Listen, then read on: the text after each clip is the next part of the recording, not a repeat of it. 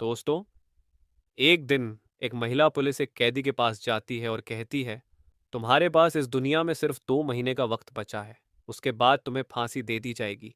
अगर तुम्हारी कोई आखिरी ख्वाहिश है तो बता दो।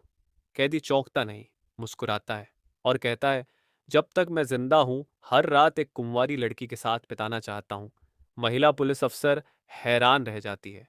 कहती है, हम किसी मासूम लड़की को एक कैदी के लिए ऐसे इस्तेमाल नहीं कर सकते। कैदी फिर कहता है, तो आप ही क्यों नहीं मेरी ख्वाहिश पूरी कर देती? महिला पुलिस गुस्से में आती है, पर संयम रखती है। कहती है, मैं एक पुलिस अफसर हूं, ऐसा नहीं कर सकती। कोई और ख्वाहिश बताओ।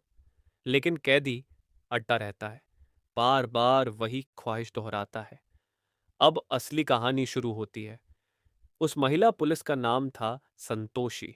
उसे पुलिस में आए 1 साल भी नहीं हुआ था, लेकिन अब तक वो अपने इलाके की सबसे ईमानदार और निडर अफसर बन चुकी थी। एक दिन उसे खबर मिलती है, एक लड़के ने अपनी मां को मार डाला है। वो तुरंत मौके पर पहुंचती है। वहां एक महिला जमीन पर पड़ी होती है और सामने खड़ा होता है एक 21 साल का लड़का, हाथ में लाठी लिए। संतोषी कहती है, लाठी फेंको और हमारे साथ चलो। लड़का शांत रहता है, लाठी नीचे रख देता है। उसे थाने लाया जाता है।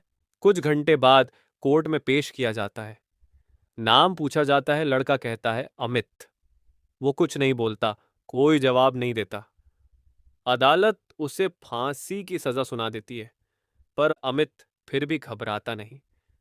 अब अमित को 2 महीने के लिए वापस लॉकअप में रखा जाता है। एक दिन थाने में एक महिला आती है और शिकायत करती है, मेरे घर में चोरी हो गई है।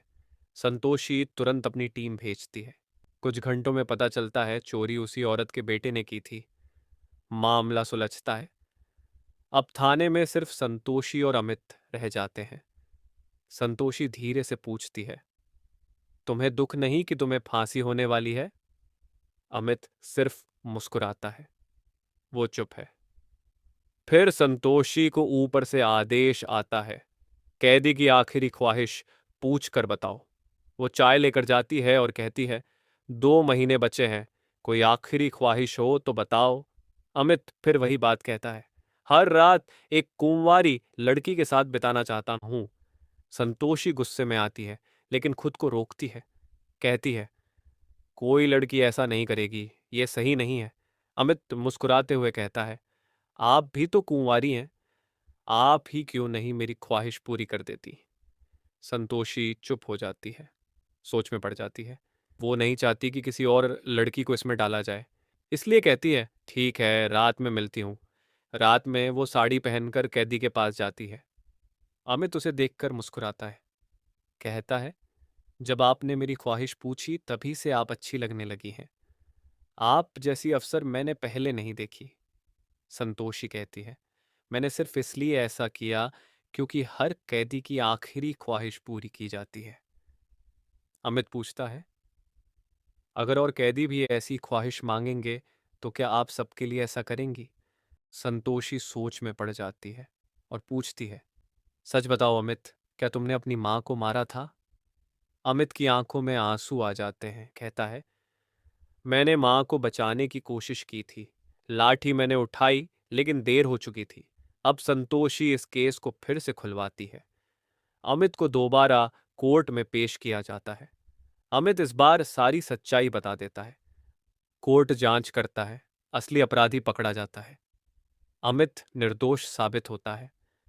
कुछ समय बाद अमित और संतोषी एक दूसरे को समझने लगते हैं और फिर शादी कर लेते हैं।